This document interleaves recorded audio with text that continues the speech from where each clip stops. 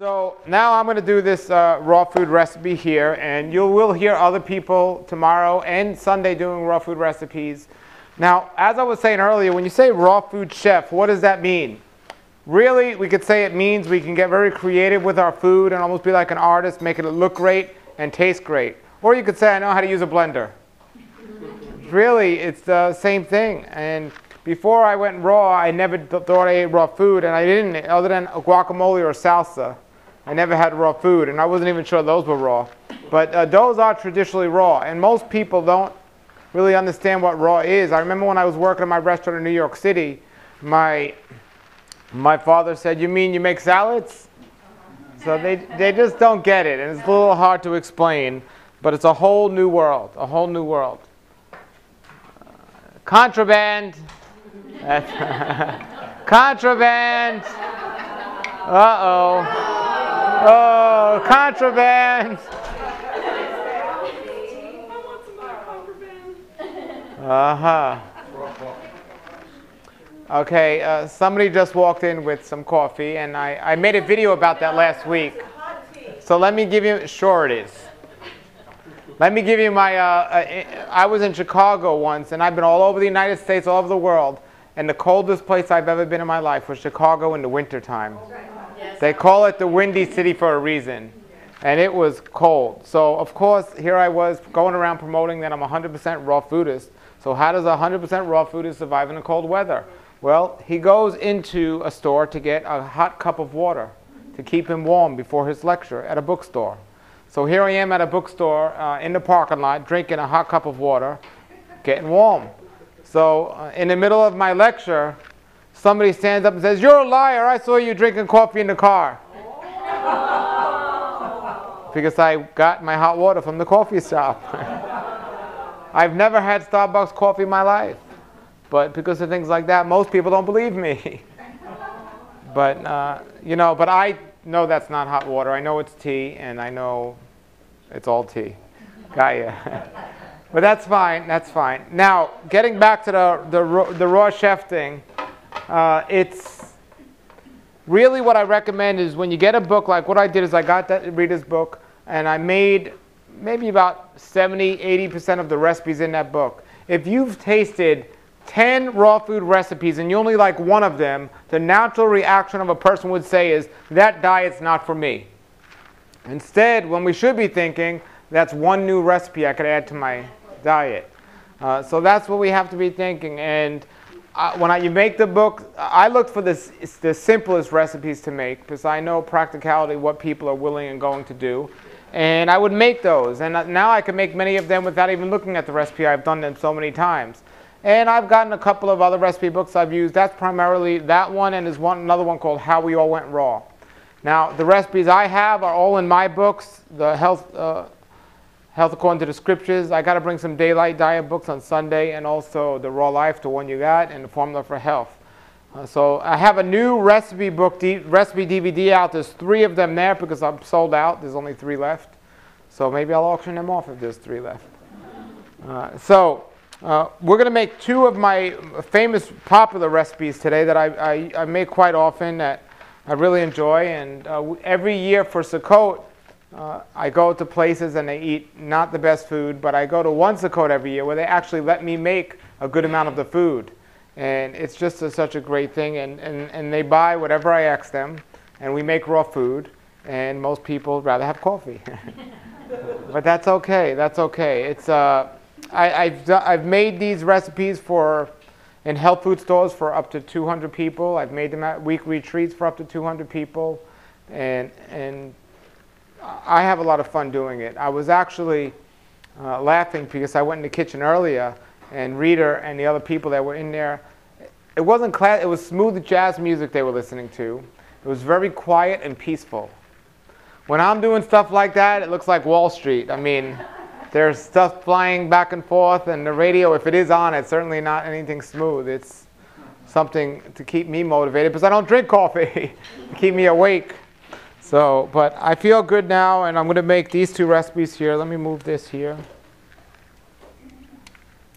I have some great news that I just got. This is some wonderful news I'll share with everyone. Does everyone want me to share the great news with you?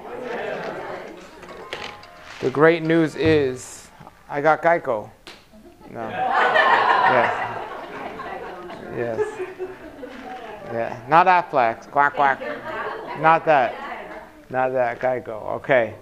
What did they say, Geico? I got some great news to share. What is the punchline there? Did I miss it? Yeah. Oh, I did fine. Good. All right. So the first thing I'm going to do here is first let me make a soup. How's that? Yes. Because a soup could be a soup or it could be a dressing.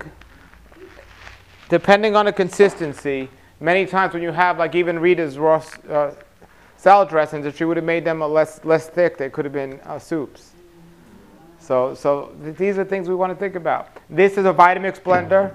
It's not a regular blender. You can use a regular blender if you cut the things a lot more smaller. But this is it just is very, very powerful. And we're going to make a red pepper soup today. So I'm going to put these gloves on because I know how people are. I got to tell you a story about the gloves. I have to tell you a story about the gloves.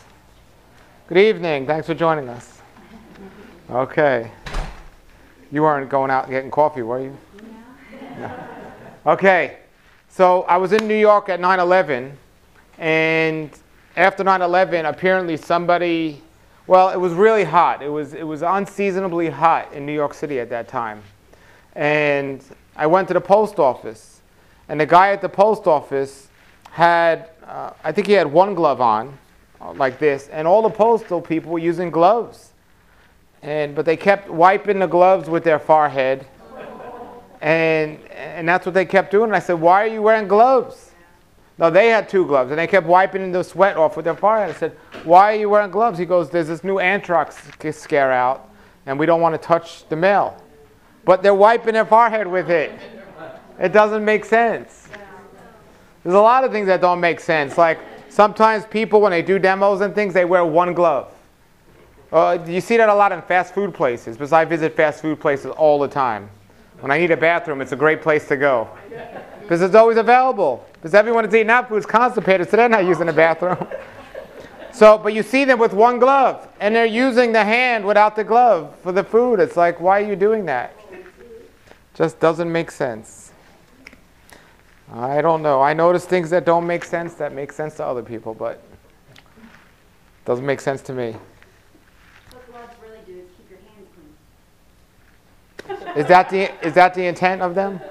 I'm just saying, it gives the illusion that you're keeping the food clean, but you're really keeping your hands clean. I should use it when I'm metal detecting, because I come home and my hands are filthy. I should. Okay, so we're going to make red pepper soup. The recipes are in your books here. And let's see, so now when you're making a recipe, normally you're not making these amounts for people. We're making samples for a lot of people. Normally you just make it, so it's even simpler than we're actually making it. The good part about making it more than once is you make it, and if it needs more salt, the next batch you can put more salt. If it has too much, the next batch you can put none.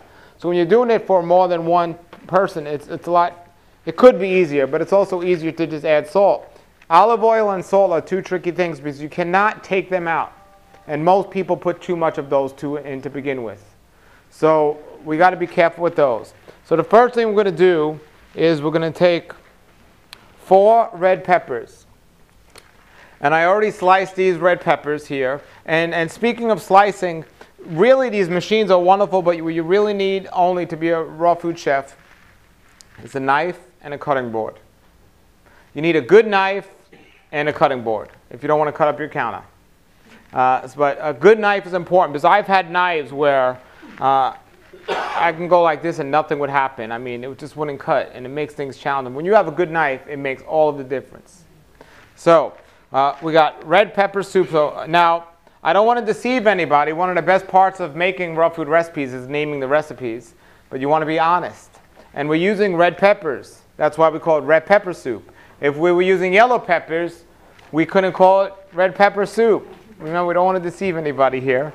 So I'm going to just slice. I already sliced the top off of these. Now you can make stuffed peppers and just put some stuff in here. And then that's the New York way of saying it. You could, it's stuffed peppers. What's in there? Stuff.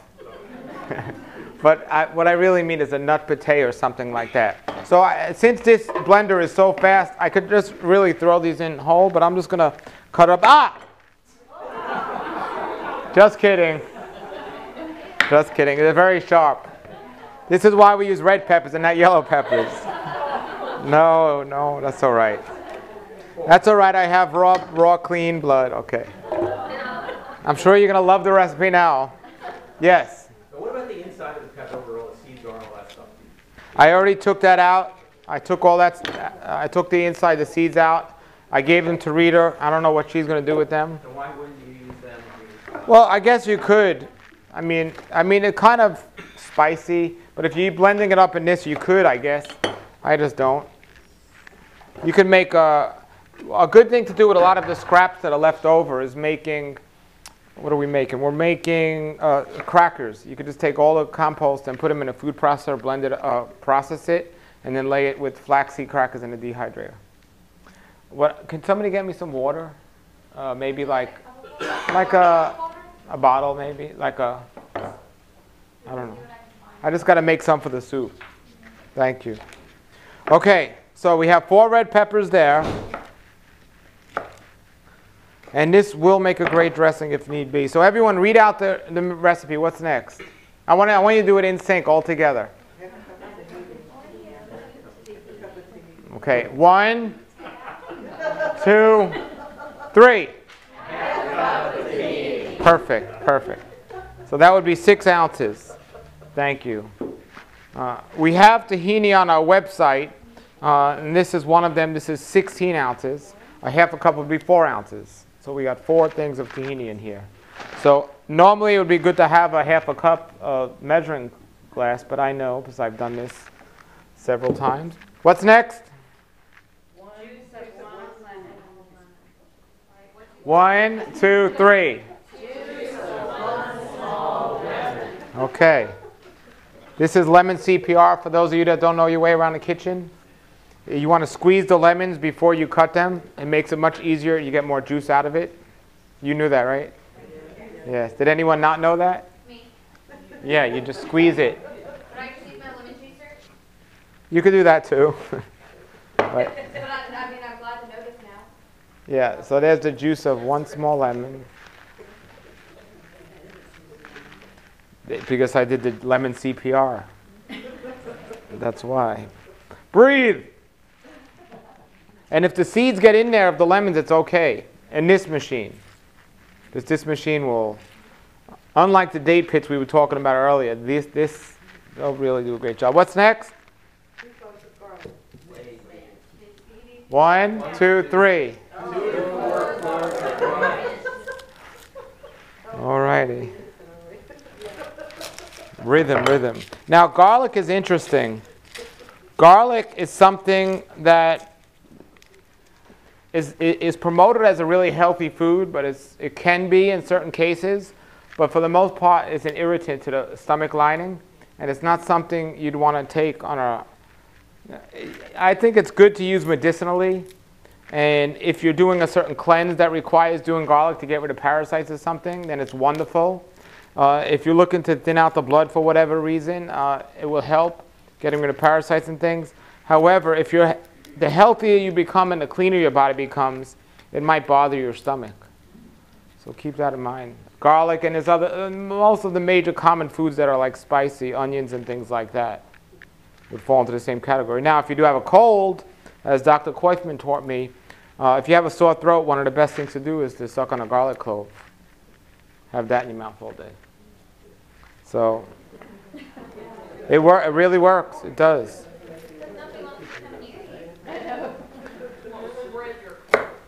And if, there's so many different uses for these. Now, you don't have to peel the garlic either. I am, but you could just throw it in this blender or in the food processor. So 2 cloves of garlic, right? Right. Okay.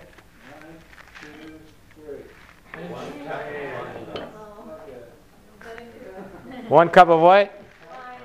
1 cup of pine nuts.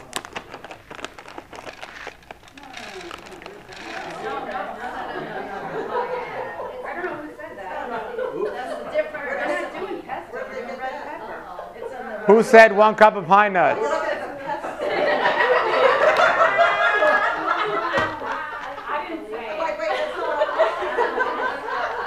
You know, I'm trying to get you guys involved so I could say it was interactive, but you already... No, we'll be okay. We'll be okay. We're okay. I'm making more than one. That's all right. Now I have an excuse if you don't like it, but you'll like it. It's fine. Okay. Whoever said 1 cup of pine nuts, don't talk anymore. Okay. Okay. So we actually had pinch of cayenne and oregano. Thank you.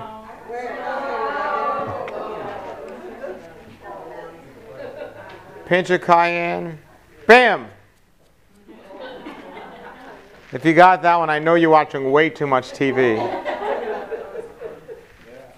Bam. Okay. And then finally, we could, sometimes it's called a red curry soup if you put some curry in here, but we're not going to do that now, or are we? Is curry say there? Yeah. Okay, we'll put our curry. People are like, yeah, we want curry, right? Yeah. Okay, I didn't hear that. Okay. Okay. We'll get our curry in there.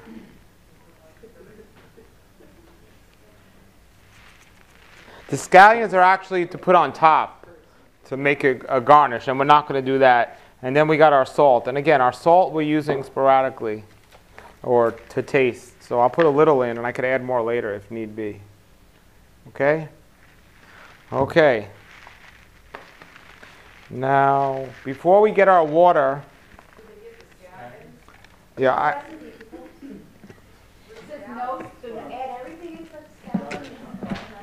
the scallions are for a garnish on the top. Okay? Got plenty of pine nuts in there. Yes. Now, since there's red peppers in here, red peppers have a lot of water in them. So, I'm not going to put water in just yet, but maybe I'll put a little water in. Where'd you get this water from? Oh, it was sitting on the table. Okay. No, listen, Paul, it was sitting on the table by the dispenser so that people could get it. Not that it was sitting on the table, that it was somebody else's water. It's a serving. Okay. Okay, just making sure. Okay, just put a little bit of water, and that consistency is up to you. It was sitting on a table that the dogs usually drink. That's all right. Wasn't lunch great? Yeah. Notice I didn't eat anything? No, it was great. I left it all for you guys. All right. Now, the next thing I'm going to say is very important, so listen closely.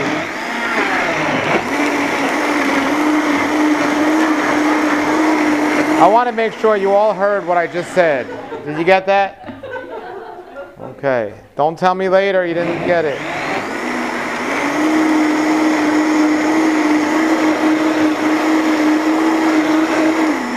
So basically, that's it. It's that simple.